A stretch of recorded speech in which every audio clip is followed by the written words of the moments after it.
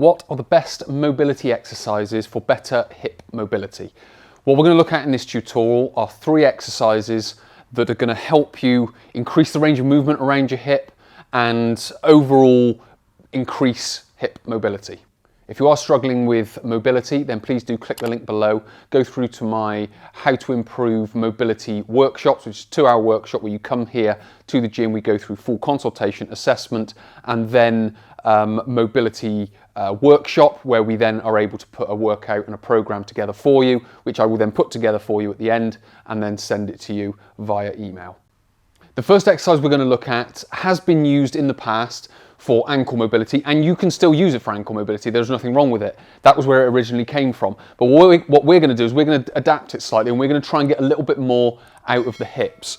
So what we're going to do is we're going to be coming down onto one knee. We're going to be using a kettlebell here. Now, you don't have to use a kettlebell. You can use another weight, but you don't have to use a weight. All we're using the weight for is to help anchor us and pull us a little bit further into the stretch. So what we're going to do is come down onto one knee. We're going to have, let's just say, one foot pointing forward, and then what would normally happen is you would be in this position. That would be the normal position if we're going to stretch the front of the hip. But what we're going to try and do is we're going to try and get the inside of the leg. So we're going to turn our leg inward like that. So we've now gone into what's called external rotation. You can also take a slightly bigger stride if you want a little bit more of a stretch, depending on how much mobility you have there already. So that's the basic setup with regards to the position of the body.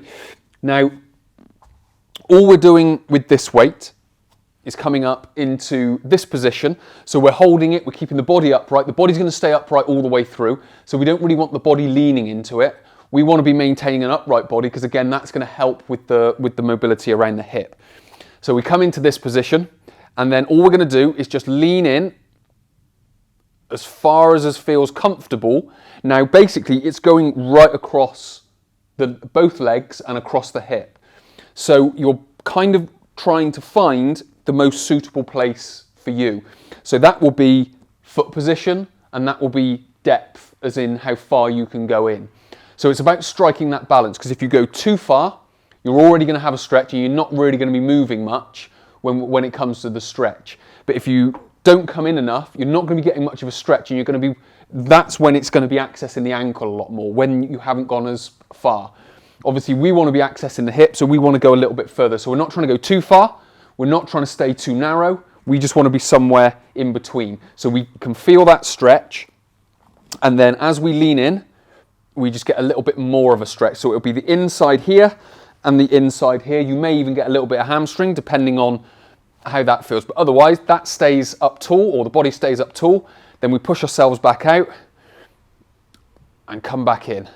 Push ourselves back out and come back in. So what you're then doing is you're then pulsing in and out of the stretch, which is making the stretch a little bit more dynamic, which is what a lot of mobility stretches are. They're essentially dynamic stretches. A lot of people look at static stretches and say, well, they're stretches, and then they'll look at a movement like this and go, well, this is a mobility exercise. Yes, that's true, but essentially it's a dynamic stretch.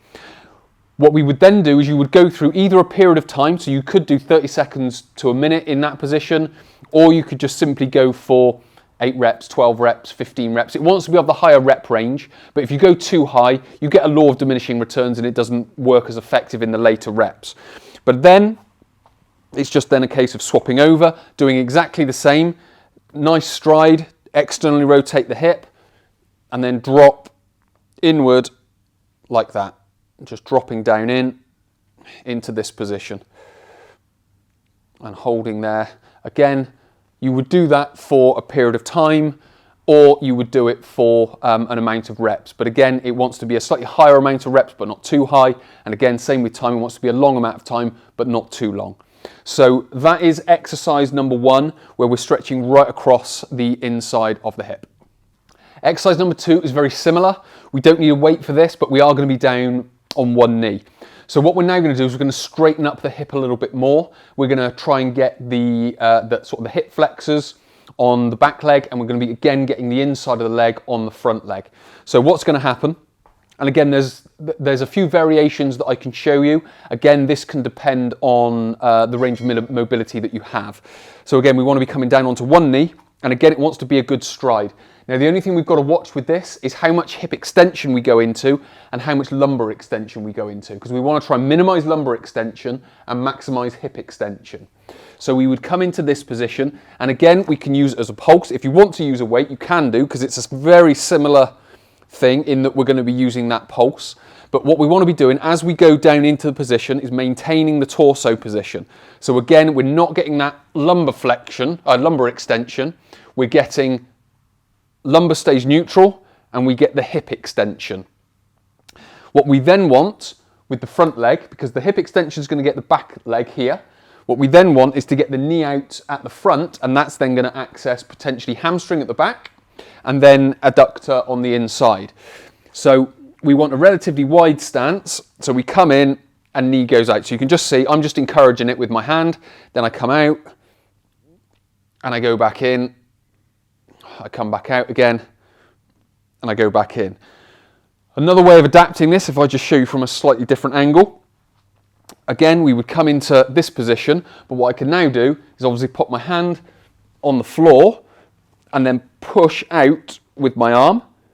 I can release, push out with my arm, and then all I'm doing now is I'm leaning in a little bit more with my body, but again, I'm not looking for a lot of lumbar extension. What I'm looking for is that hip extension and hip adduction or abduction. So pushing the knee out. Again, with regards to how you organize this, with regards to reps and sets, again, it would be of the higher end, but not too high, because again, the law of diminishing returns. And then once you've completed one side, it's exactly the same on the other side.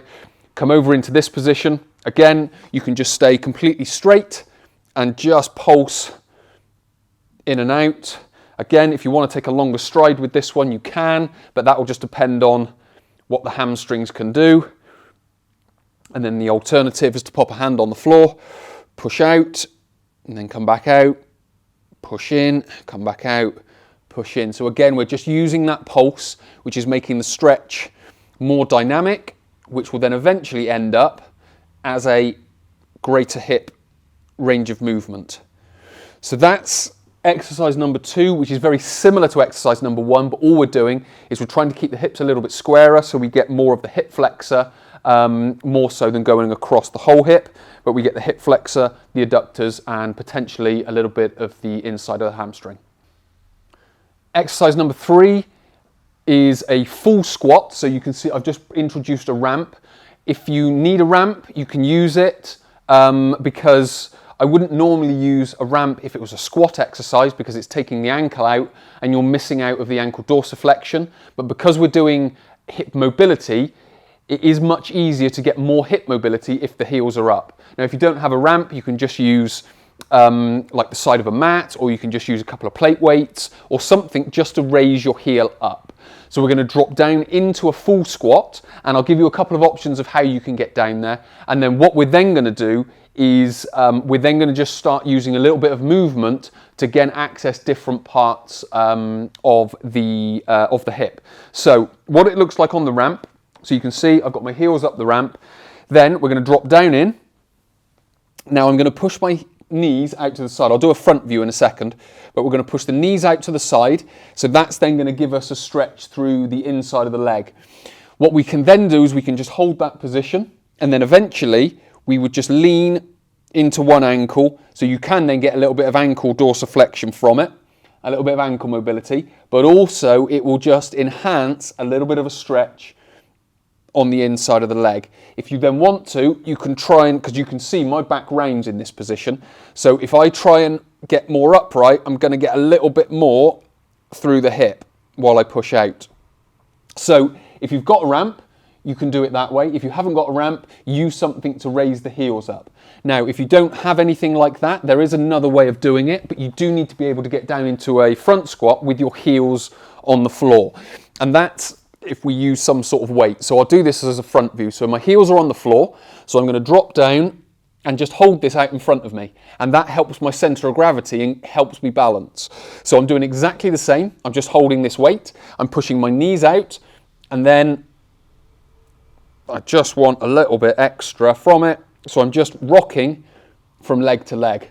So again, you can hold here for a period of time. You could even combine the two. You could hold for a period of time, pushing the knees out, and then eventually, after a period of time, you can then start. So it might be 30 seconds and 30 seconds that you could do. Or you could hold here for 30 and then do 12 reps of going from side to side.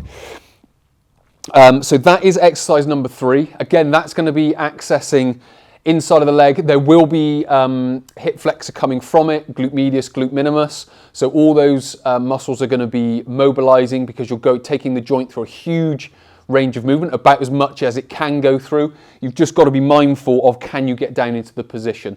So when you do try this exercise, if you're unsure, try with a ramp or the heels raised. If you know you can get down into the position, again, you can decide on range of movement of the, you can decide on width of the feet, which will then determine how much of a stretch you get as well through that one.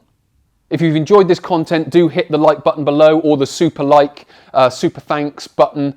And if you want to watch more of these videos, hit the subscribe button. And if you've got a comment or a question, again, leave it down below and I'll do my best to get it answered as quickly as possible.